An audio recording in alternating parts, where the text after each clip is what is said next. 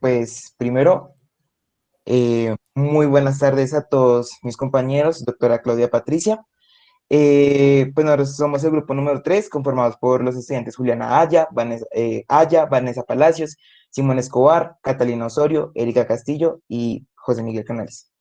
Pues bueno, nosotros quisimos hacer esta galería como literalmente una galería de arte jurídica, la quisimos llamar el Museo Neogranadino. Más que todo va a ser una galería donde vamos a exponer las diferentes fases de la historia, la evolución del derecho, la estructura estatal y pues nada, espero que les agrade mucho esta exposición visual y pues daremos inicio.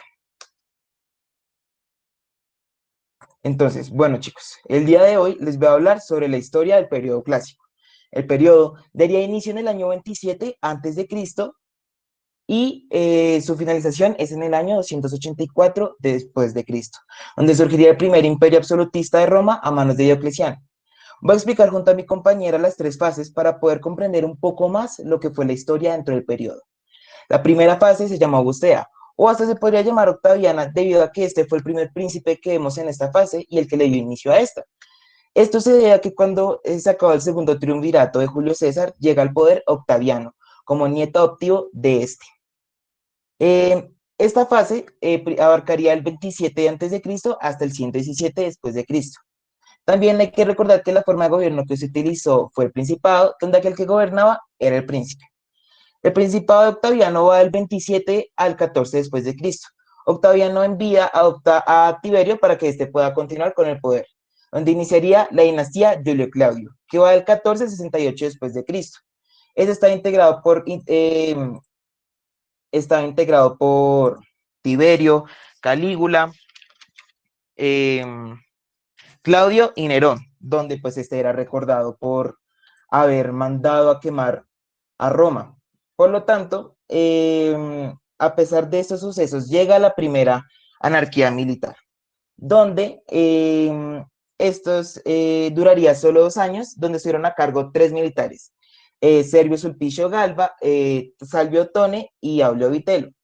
Una vez termina esta primera anarquía militar, los militares entran a tomar el gobierno y comienza la dinastía de los Flavios, que duraría del 69 al 96 de Cristo. Este estuvo conformado por tres gobernantes llamados Vespasiano, Tito y Domiciano, perdón, qué pena. ¿Qué tenían en común estos tres príncipes? Pues bueno, estos tres eran militares. También Vespasiano y Tito eran conocidos por la caída del templo de Jerusalén, pues según la Biblia. Domiciano hace tan mal gobierno ya que este fue un déspota, no haciendo honor a los progenitores que lo fueron Vespasiano y Tito. Por lo tanto, Roma dice, no podemos aguantar más, esta dinastía tiene que acabar. Hay que salvar la república, entonces, pues de ahí comienza la dinastía de los Antoninos. La dinastía de los Antoninos comenzaría del 96 hasta el 192 después de Cristo. Ahora, antes de que comience a hablar sobre la fase adrianea, me gustaría hablar sobre la transición de esta fase a la siguiente. Por lo tanto, encontramos a dos gobernantes que fueron Nerva y a Traiano. Traiano era conocido por ser el último princeps. Por lo tanto, el objetivo que tenían estos dos gobernadores era volver y organizar lo que era Roma antes del periodo, antes del poder que había antes por parte de Domiciano y tener un gobierno óptimo y enmendar todo lo que hizo el anterior gobernante. Ahora sí, pasando a la, qué pena, a la segunda fase, Adrianea, que abarca del 117 al 235 después de Cristo. Esta fase sería conocida debido a que en este momento Roma sufre lo que es el inicio de la desromanización. Como tal, hubo un cambio significativo donde, pues, desde los puntos de vista de la evolución del derecho y la estructura estatal, se pueden ver. Ahora sí, continuando con la dinastía de los Antoninos, vemos a Adriano como el primero, luego vemos a Antonio Pío, luego que, pues bueno, Antonio Pío tenía esta característica de príncipe que fue el inmovilismo que pues, le aportó a Roma. Luego de Antonio Pío vemos lo que fue al gobernador de Marco Aurelio, conocido como el príncipe filósofo, y Acomodo. Eh, por el mal gobierno que hizo Acomodo, comenzó lo que fue la segunda anarquía militar, que solo duraría un año y era protagonizado por Pertinaz y Marco Didio Giuliano. Luego de esto inició la dinastía de los Severos, que dura del 193 al 235 después de Cristo, donde ya podemos ver la desvalorización y la desromanidad en su totalidad, ya que todos estos no eran romanos, sino eran provenientes también del Asia. Esta dinastía estuvo constituida por Séptimo Severo, Caracalla y Caracalla, que este era conocido pues por la creación del Constitutio Antoniniana en el 212. Eh, ¿Por qué esta constitución? Esta constitución tenía como el objetivo de permanecer con las tierras que ya habían conquistado hasta este punto. Entonces, era darle como tal a todos la ciudadanía de Roma. Y luego de Caracalla viene Baciano y por último Alessandro Severo, donde con este finalizaría la fase adrianía y daría inicio la fase de crisis.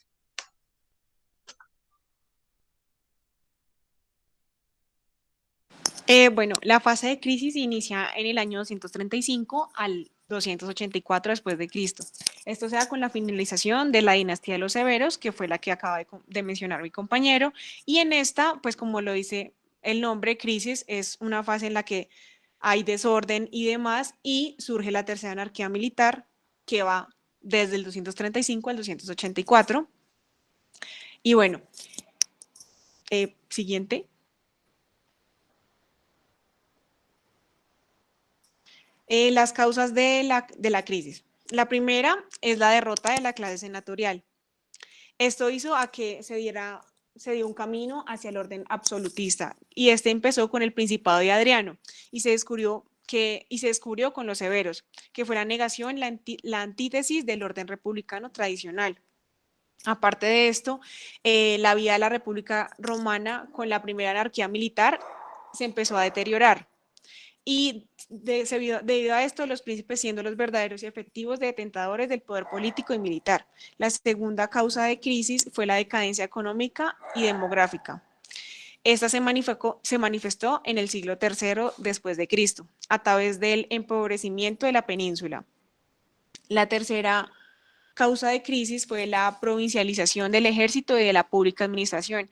Esto fue la necesidad imperante de alimentar las legiones de nuevos reclutas a causa de tantas guerras y guerrillas. La cuarta fue la obra del cristianismo, que era que la religión afirmó la independencia del cristiano frente al Estado. Entonces se dio un Estado laico, primero Dios y después el Estado. Eh, Seguido a esto, pues ya empiezan a gobernar, pasan 22 príncipes durante esta fase de crisis y se dice que la tercera anarquía militar duró 49 años. Entonces voy a hacer como un paso rápido por cada uno de los príncipes, cortico porque no tenemos mucho tiempo. Entonces, bueno, el primero fue Cayo Giulio Vero Massimino, que fue del 235 al 238. Después fue Gordiano III, que fue del 238 al 244. Giulio Vero Filippo fue del 244 al 249 después de Cristo. Y seguido a esto sigue Cayo Mesio Decio, que fue del 249 al 251 después de Cristo. Y Hostiliano fue del 251, ese fue un periodo bastante corto, solo fue ese tiempo. Cayo Treboniano Gallo fue del 251 al 253, que con este se concluye la paz con los góticos. Sigue Marco Emilio Emiliano, que fue del 253 después de Cristo, que tampoco duró mucho su reino porque sus tropas se rebelaron y pues lo asesinaron a finales del siglo del año 253 después de Cristo. El siguiente fue Publio Licinio Valeriano, que fue del 253 al 268 después de Cristo. Después fue Marco Aurelio Claudio, el gótico, que fue del 268 al 270 después de Cristo. Después sigue Quintillo, que también tuvo un periodo corto, que fue del 270 después de Cristo. Después sigue Lucio Domicio Aureliano, que fue del 270 al 275. O sea, este duró 5 años y en estos años fueron de restauración completamente del orden imperial. El próximo fue Marco Aurelio Tácito, que fue del 275 al 276 y en el 276 combate contra los persianos y desapareció por muerte violenta. Y su sucesor fue reconocido, su hermanastro, fue Anio Floriano, que este fue del 276 después de Cristo, al cual las tropas le oponen a Marco Aurelio Probo, quien manda a matar a Floriano y obtiene el principado en el mismo año. Después sigue Marco Aurelio Probo, que fue del 276 al 282 después de Cristo, que este fue bastante apreciado en cuanto al ejército a través de la liberación de las provincias occidentales y pues también se reconoció porque derrotó a los vándalos. Y en el año 282 fue asesinado por sus mismos soldados en Sirmio. Después la sucesión se le dio a Marco Aurelio Caro, que fue del 282 al 283. Prosiguió las acciones contra Persia y ocupó Ctesifonte, asumiendo el título honorífico de Pérsico Máximo. Y en el año 283 murió sin saber el por qué y se dice que fue tal vez por obra de Apro o prefecto del pretorio. Su sucesor fue Numeriano, que fue uno de sus hijos, y este fue del 282 al 284 después de Cristo. Este fue mandado a asesinar por Apro en el año 284 y después de este sigue el otro hermano que era Carino, que es el otro hijo de Marco Aurelio, que fue comandante de las tropas de Occidente. El penúltimo fue Carino, solo gobernó 284 después de Cristo. Las tropas eligieron como sucesor a Diocleciano, que fue el primer emperador y que este gobernó del 284 al 305 después de Cristo y con este termina este periodo, él siendo el primer emperador.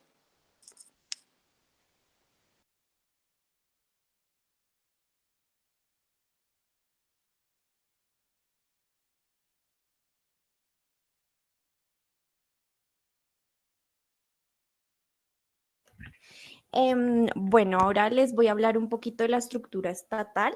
Entonces, los príncipes oprimieron la república. A causa de Adriano, desaparecen las asambleas populares y los magistrados son escogidos a voluntad del príncipe. Este podía nombrar y revocar cuando y como deseara.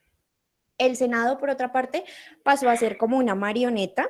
Este era convocado por el príncipe cuando él deseara hacerlo. Es decir, que pues el Senado perdió bastante importancia.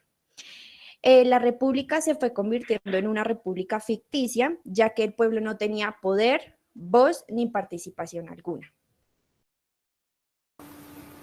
En cuanto a la población, se perfiló la apertura de todos los pueblos porque era muy fácil con la concesión de la ciudadanía romana y al haber concedido esta ciudadanía a grandes estratos de la población, hubo un debilitamiento en la concepción nacionalista del Estado romano. En el año 212, después de Cristo, la ciudadanía fue concedida a casi todos los residentes del Imperio Romano.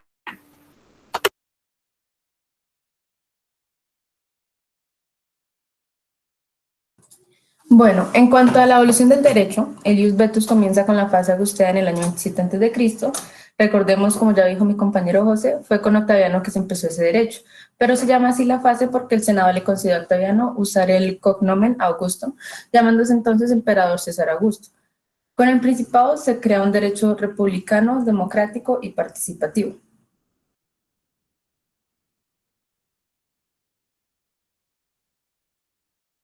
En otras palabras, fue el derecho ideal, el soñado, el derecho clásico, ya que recordemos, clásico es todo lo que es digno de imitación, lo que se debe tomar como modelo por su calidad superior.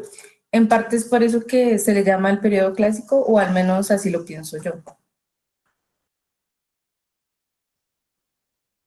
A pesar de que era una democracia restringida por los poderes del príncipe, se mantenía dicha democracia porque se veía la participación de los órganos constitutivos del gobierno, asambleas populares, magistraturas, senado, colegios sacerdotales y la jurisprudencia.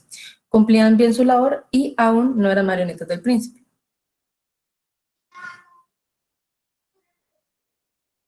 En cuanto a las fuentes del derecho, las principales eran las que creaban dichos órganos constitutivos del gobierno, que eran las leyes, los edictos, los senatum consultum, los acertas y los iuris interpretatio. En dado caso de que no sirvieran estas fuentes, ahí sí el príncipe intervenía de manera excepcional y extraordinaria, dictando una constitución principesca. Pero todo esto fue posible gracias a que el príncipe no se servía de la república, sino que servía en pro de la república. De manera que su labor era garantizar que todos estos órganos participaran. Él era quien lo sostenía a la república protegiéndola.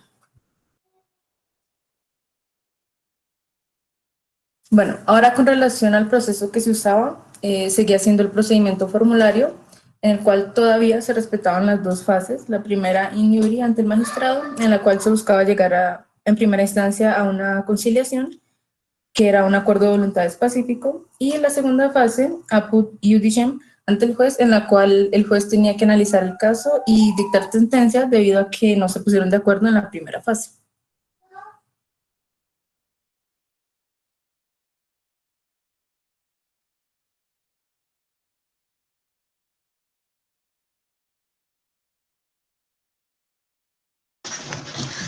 Bueno, siguiendo con la idea de la evolución del derecho, pues explicada por mi compañera Juliana, tenemos el ius novum. Eh, Mantenía pues como tal esas características de la época preclásica, como también lo mencionó mi compañera Juliana, pero con la diferencia en que esta estaba en un contexto un poco más autoritario. Igual se mantenía esa democracia. En estas estaba el ius civile romanum, ius publicum, ius publice respondi. Siendo estas otras ramas en la evolución del derecho a la par del ius vetus.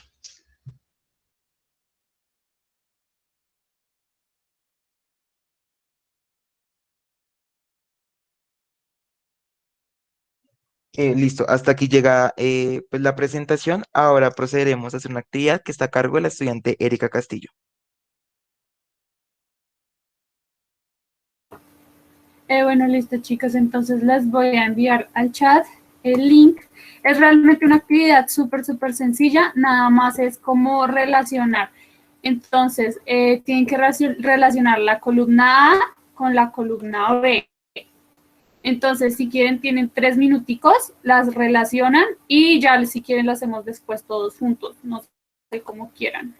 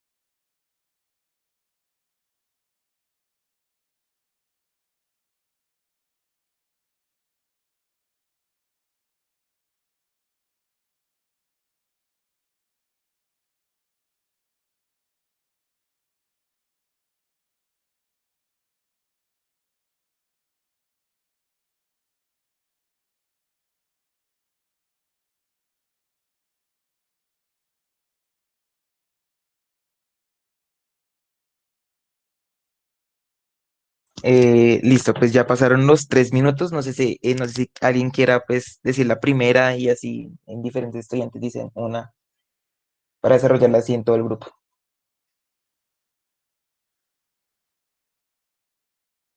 Sí, yo quiero. Eh, entonces, por ejemplo, fase adrianea va con pues, la segunda opción, la de fase donde se desarrolla la dinastía de Antonio. Pues, ¿alguien dice la segunda o sigo? No Correcto. sé. A ver, ¿Otra persona? Población, se concentraron los poderes públicos de concesión de la ciudadanía romana, ¿sí? Épico. ¿Otro La tercera estudiante? va con la primera. Está con crisis, ¿cierto? Sí. Listo.